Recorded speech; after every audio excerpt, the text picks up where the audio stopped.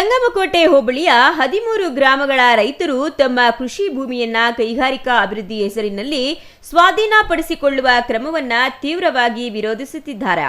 ಸುಮಾರು 80 ದಿನಗಳಿಂದ ನಿರಂತರವಾಗಿ ಜಿಲ್ಲಾಡಳಿತ ಕಚೇರಿ ಎದುರು ಧರಣಿ ನಡೆಸುತ್ತಿದ್ದರೂ ಸರ್ಕಾರ ಸ್ಪಂದಿಸಿಲ್ಲ ಎಂಬ ಆರೋಪ ರೈತರದ್ದು. ಹೀಗಾಗಿ ಸರ್ಕಾರಕ್ಕೆ ಬಿಸಿ ಮುಟ್ಟಿಸಲು ಹಾಗೂ ತಮ್ಮ ಹೋರಾಟವನ್ನ ರಾಜ್ಯ ಮಟ್ಟಕ್ಕೆ ಕೊಂಡೊಯ್ಯಲು ನಾಳೆ ಜೂನ್ 5ರಂದು ವಿಧಾನಸೌಧ ಚಲೋ ಬೃಹತ್ ಬೈಕ್ ರ್ಯಾಲಿಯನ್ನ ಆಯೋಜಿಸಲಾಗಿದೆ. ಇನ್ನು ರೈತರ ಹೋರಾಟಕ್ಕೆ ವಿವಿಧ ಸಂಘ ಸಂಸ್ಥೆಗಳು ಹಾಗೂ ಒಕ್ಕಲಿಗ ಸಮುದಾಯದ ಸ್ವಾಮೀಜಿಗಳು ಬೆಂಬಲ ಸೂಚಿಸಿರುವುದು ಹೋರಾಟಕ್ಕೆ ಮತ್ತಷ್ಟು ಬಲ ತುಂಬಿದೆ. ರೈತರ ಜಮೀನು ಉಳಿಸುವ ಹೋರಾಟಕ್ಕೆ ರಾಜ್ಯದ ವಿವಿಧ ಭಾಗಗಳಿಂದಲೂ ಬೆಂಬಲ ವ್ಯಕ್ತವಾಗುತ್ತಿದೆ. ಜಿಲ್ಲಾಧಿಕಾರಿಗಳ ಕಚೇರಿಯ ಮುಂಭಾಗದಲ್ಲಿ ಇವತ್ತಿಗೆ 80 ದಿನ ಹೋರಾಟವನ್ನು ಮುಂದುವರಿಸಿದ್ದೇವೆ. ಇದುವರೆಗೂ ಕೂಡ ಸಂಬಂಧಪಟ್ಟಂಥ ಇಲಾಖೆಯವರು, ಸಂಬಂಧಪಟ್ಟಂಥ ಜವಾಬ್ದಾರಿತವಾದಂಥ ಮುಖ್ಯಮಂತ್ರಿಗಳು ಬರೀ ಹೇಳಿದರೆ ವಿನಃ ಕಾರ್ಯಗತ ಮಾಡಿಲ್ಲ.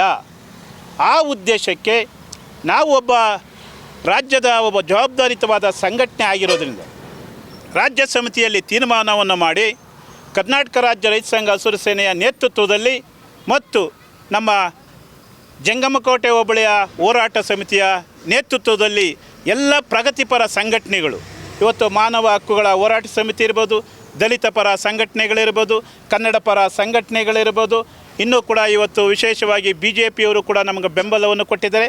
ಅದೇ ರೀತಿ JDSನ ಜಿಲ್ಲಾಧ್ಯಕ್ಷರು ಕೂಡ ಇವತ್ತು ಬೆಂಬಲವನ್ನು ಕೊಟ್ಟಿದ್ದಾರೆ. JDSನ BJPಯ ಜಿಲ್ಲಾಧ್ಯಕ್ಷರು ಕೂಡ ನಿಮ್ಗೆ ಬೆಂಬಲವನ್ನು ಕೊಟ್ಟಿದ್ದಾರೆ ಅಂತೇಳಿ ಮಾಧ್ಯಮಗಳು ಕೂಡ ಹೇಳಿದ್ದಾರೆ.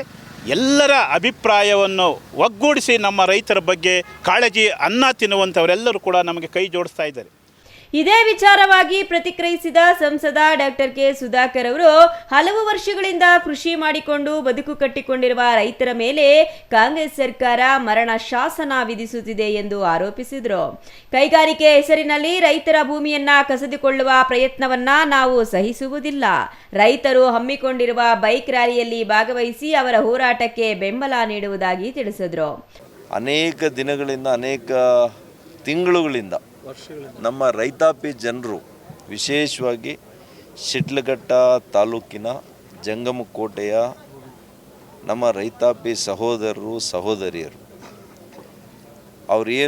ಅವರ ಪೂರ್ವಿಕರು ಅನೇಕ ವರ್ಷಗಳಿಂದ ಅವರ ಜಮೀನನ್ನು ಉಳಿಸಿ ಕೃಷಿಯನ್ನು ಮಾಡಿ ಬದುಕ್ತಾ ಇದ್ದಂಥ ರೈತರ ಮೇಲೆ ಇವತ್ತು ಮರಣ ಶಾಸನದಂತೆ ಇವತ್ತು ಈ ಬೇಜವಾಬ್ದಾರಿ ಕಾಂಗ್ರೆಸ್ ಸರ್ಕಾರ ಅವರನ್ನು ಹತ್ತಿಕ್ಕುವಂಥ ಕೆಲಸ ಮಾಡಿ ಅವರೆಲ್ಲ ಜಮೀನುಗಳನ್ನು ಲಪಟಾಯಿಸಲಿಕ್ಕೆ ಇವತ್ತು ಏನು ಕೈಗಾರಿಕೆ ಹೆಸರಿನಲ್ಲಿ ಇವತ್ತು ಈ ಕೆಲಸವನ್ನು ಮಾಡಿದ್ದಾರೆ. ಇದಕ್ಕೆ ಪ್ರತಿರೋಧವಾಗಿ ಪ್ರತಿಭಟನೆಯನ್ನು ಮಾಡಿಕೊಂಡು ಅನೇಕ ತಿಂಗಳುಗಳಿಂದ ಇವತ್ತು ರೈತಾಪಿ ಜನ ಅವರ ದಿನನಿತ್ಯ ಕೃಷಿ ಮಾಡಲಿಕ್ಕಾಗದಿರ ರಸ್ತೆಯಲ್ಲಿ ಮಲಗುವಂಥ ಪರಿಸ್ಥಿತಿಗೆ ಈ ಸರ್ಕಾರ ಅವರನ್ನು ತಂದಿದೆ. ಹಗಲಿರುಳು ಕೂಡ ಇವತ್ತು ಪ್ರತಿಭಟನೆಯಲ್ಲಿ ಪಾಲ್ಗೊಳ್ತಾ ಇದ್ದಾರೆ. ಅವರಿಗೆ ನಾನು, ನಮ್ಮ ಪಕ್ಷದ ಎಲ್ಲ ಕಾರ್ಯಕರ್ತರು, ಮುಖಂಡರು ಅವ್ರ ಜೊತೆ ನಾವು ನಿಂತಿದ್ದೇವೆ. ಮತ್ತು ನಾನು ಈ ಸಂದರ್ಭದಲ್ಲಿ ಕರ್ನಾಟಕ ರಾಜ್ಯ ರೈತ ಸಂಘ ಹಾಗೂ ಹಸಿರು ಸೇನೆ ಈ ಸಂಘಟನೆಯನ್ನು ಕೂಡ ನಾನು ಅವರಿಗೆ ಅಭಿನಂದನೆ ಸಲ್ಲಿಸ್ತೀನಿ. ಇವರು ರಾಜ್ಯಾಧ್ಯಕ್ಷರು ನಮ್ಮ ಕೋಡಿಹಳ್ಳಿ ಚಂದ್ರಶೇಖರ್ ಅವರು ನನ್ನ ಜೊತೆ ಮಾತನಾಡಿದ್ದಾರೆ. ಅದೇ ರೀತಿ ನಮ್ಮ ಜಿಲ್ಲೆಯ ಭಕ್ತರಳ್ಳಿ ಬೈರೇಗೌಡರು, ಮಂಜುನಾಥ್ ಗೌಡರು, ನಮ್ಮ ಮಾಜಿ ಶಾಸಕರು, ನನ್ನ ಆತ್ಮೀಯರು ರಾಜಣ್ಣವರು, ನಮ್ಮ ಜಿಲ್ಲೆಯ ಅಧ್ಯಕ್ಷರು, ನಮ್ಮ ಪಕ್ಷದ ರಾಮಚಂದ್ರೇಗೌಡರು ಎಲ್ಲರೂ ಕೂಡ ಮಾತನಾಡಿದ್ದಾರೆ. ಒಟ್ಟಾರೆ 80 ದಿನಗಳಿಂದ ನಡೆಯುತ್ತಿರುವ ರೈತರ ಹೋರಾಟಕ್ಕೆ ಸರ್ಕಾರ ಯಾವ ರೀತಿಯಲ್ಲಿ ಸ್ಪಂದಿಸಲಿದೆ ಎಂಬುದು ಈಗ ಕುತೂಹಲಕ್ಕೆ ಕಾರಣವಾಗಿದ್ದು, ವಿಧಾನಸೌಧ ಚಲೋ ಬೈಕ್ ರ್ಯಾಲಿ ಸರ್ಕಾರದ ಮೇಲೆ ಎಷ್ಟರ ಮಟ್ಟಿಗೆ ಒತ್ತಡ ತರುತ್ತದೆ ಎಂಬುದನ್ನು ಕಾದು ನೋಡಬೇಕಾಗಿದೆ. Thoudanahalli Ramesh, CTV news, Chikkaballapur.